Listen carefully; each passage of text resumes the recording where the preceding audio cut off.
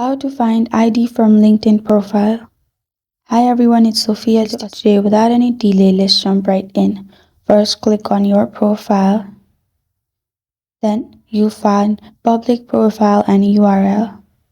Click on that, which is below profile language. After clicking on that, you find this kind of screen pop up.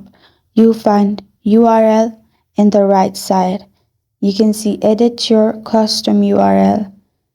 Make sure you copy that and share it with others. And that's your ID from LinkedIn profile. Or you can simply copy paste the link on top in search bar. And that's how you find ID from LinkedIn profile. Thank you for joining me today. If this video helped you out, please leave a like and subscribe for more. Got question or want to suggest a topic? Comment below. I am Sophia signing off. Until next time.